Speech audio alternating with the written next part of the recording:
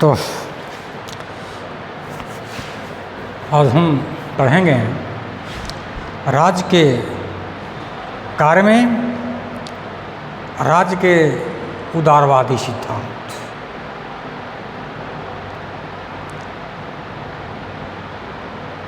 उदारवाद का विकास 17वीं शताब्दी में यूरोप में हुआ था।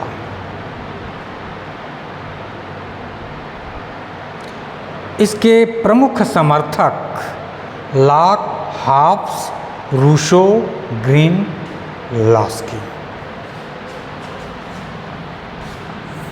ये यूरोप में जो है 17वीं शताब्दी में हुआ था। इसके विचारक हैं Hobbes, Locke, Rousseau, Green Laski. Hobbes, Locke, Rousseau, ग्रीनलास्की।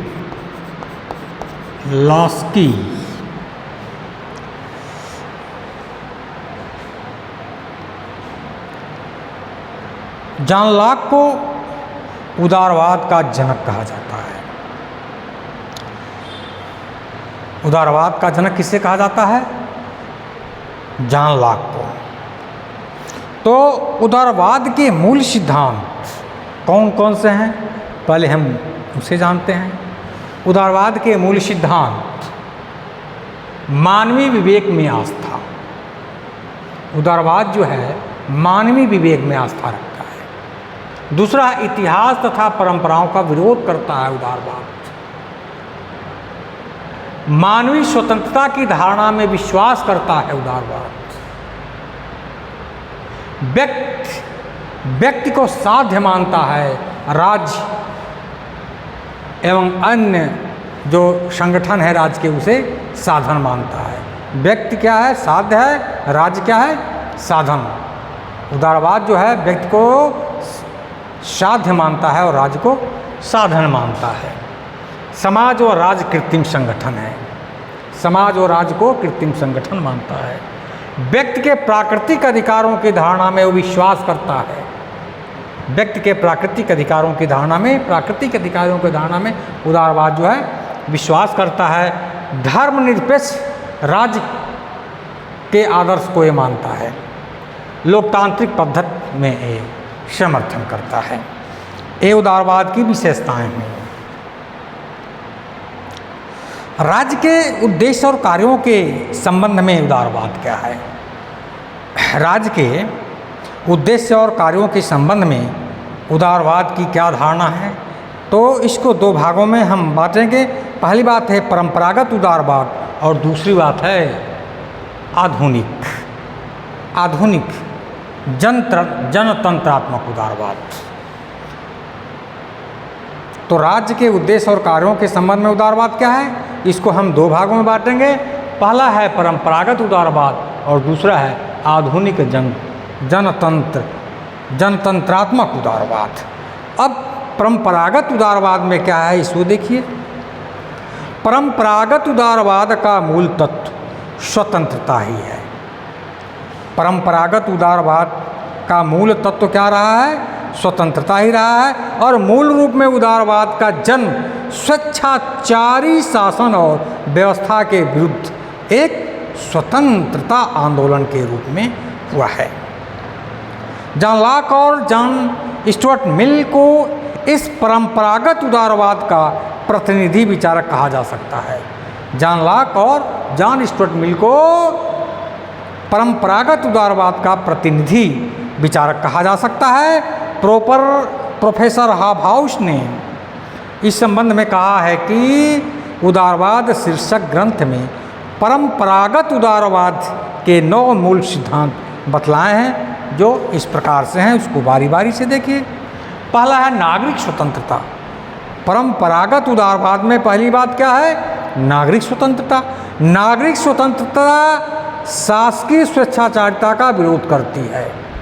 नागरिक स्वतंत्रता जो है शासकीय स्वेच्छाचारिता का विरोध करती है और इसका कथन है कि व्यक्तियों पर व्यक्तियों को नहीं वरना कानूनों को प्रभुत्व प्राप्त होना चाहिए।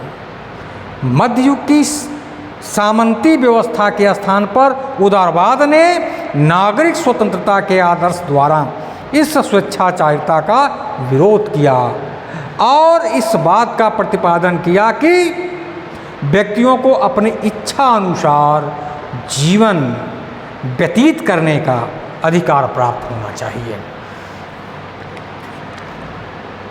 द्वितीय क्या है? वित्तीय स्वतंत्रता। वित्तीय स्वतंत्रता, अब वित्तीय स्वतंत्रता में क्या है?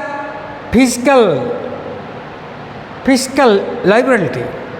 तो मध्ययुग के निरंकुश शासकों द्वारा अनेक बार जनता पर मनमाने कर लगा दिए जाते थे तथा नागरिक चेतना के उदय के साथ इस बात पर बल दिया गया कि नागरिकों पर उनके प्रतिनिधियों की इच्छा के बिना कोई कर नहीं लगाए या कोई भी कर न लगाया जाए। बिना प्रतिनिधियों की इच्छा पे कोई भी कर न लगाया जाए।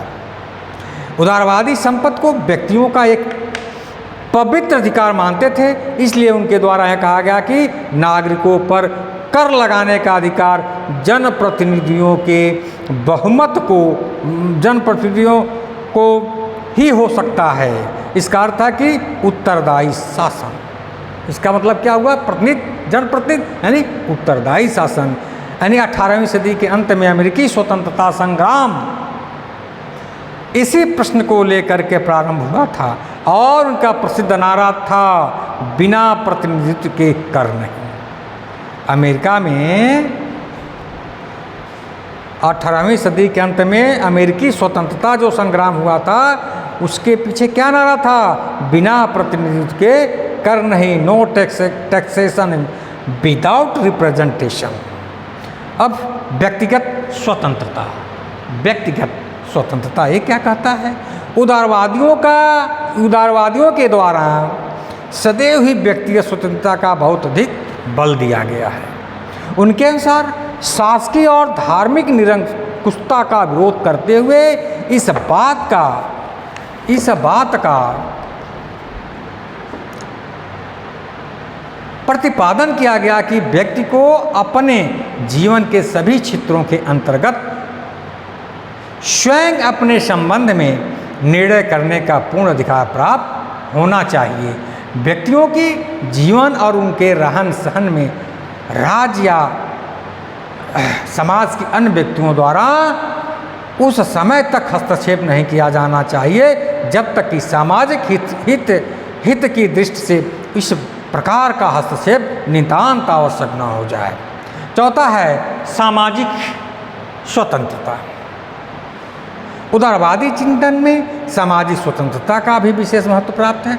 सामाजिक स्वतंत्रता का अर्थ यह है कि जन्म, संपत्ति, वर्ण, जाति अथवा लिंग के आधार पर व्यक्तियों में कोई भेदभाव नहीं किया जाना चाहिए। समाज के सभी व्यक्तियों को विकास के लिए समान और पर्याप्त अवसर प्रदान किए जाने चाहिए, क्योंकि इसके अभाव में स्वतंत्रता का उपभोग संभव नहीं है। आर्थिक स्वतंत्रता।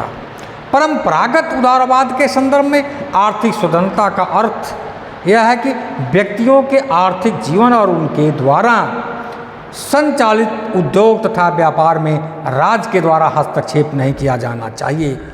उदारवादियों ने इस बात पर भी बल दिया कि आर्थिक क्षेत्र में राज्य के द्वारा अहस्तक्षेप की नीति, पॉलिसी ऑफ लेसेस-फेयर अपनाई जानी चाहिए। राज्य के द्वारा व्यक्तियों और औद्योगिक क्षेत्रों में मुक्त प्रतियोगिता के विचार को अपना लिया जाना चाहिए।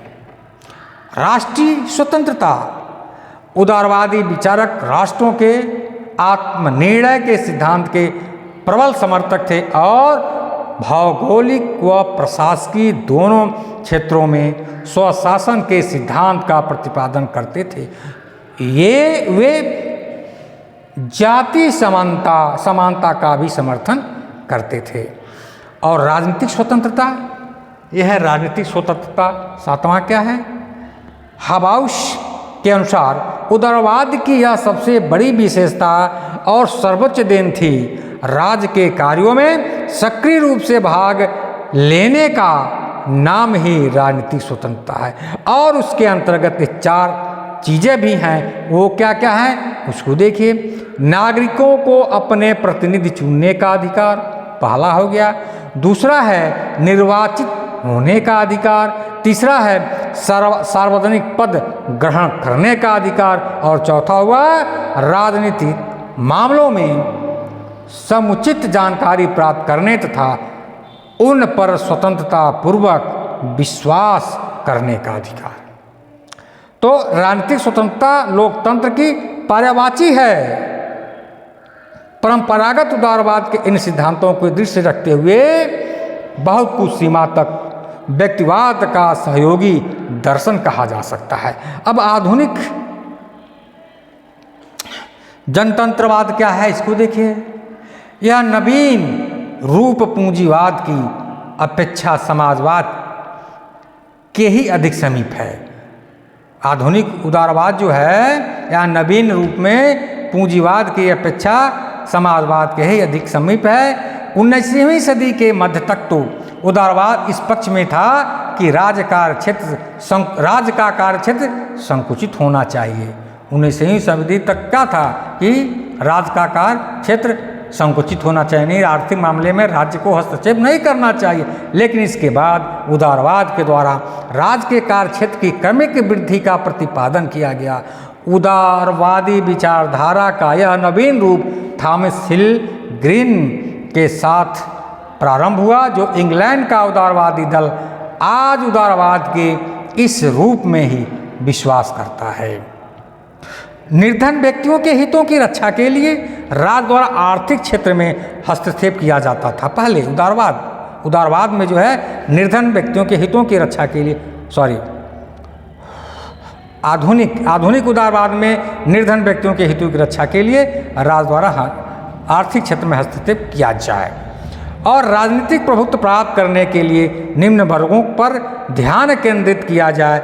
इस नवीन उदारवादियों द्वारा यह कहा गया है कि निर्धन, साधनहीन और अशिक्षित जनता अपने हितों की रक्षा नहीं कर सकते और धनी वर्ग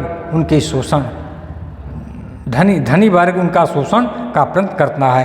जनता के हित के लिए सभी संभव कार्य सरकारी क्षेत्रों में आ जाने चाहिए। इस दृष्टि से उदारवादियों ने राज्य द्वारा संचालित स्कूलों की व्यवस्था, मद्य निषेध, बच्चों तथा स्त्रियों के श्रम के आधिकारिक नियम, श्रमिकों के लिए क्षतिपूर्ति की व्यवस्था आदि का समर्थन प्रारंभ किया। इसके बाद उनके द्वारा इस बात पर बल दिया गया कि राज्य द्वारा व्यापार, वृद्धावस्था के लिए पेंशन योजना तथा बेकारी और बीमारी बीमा योजना को अपनाया जाए।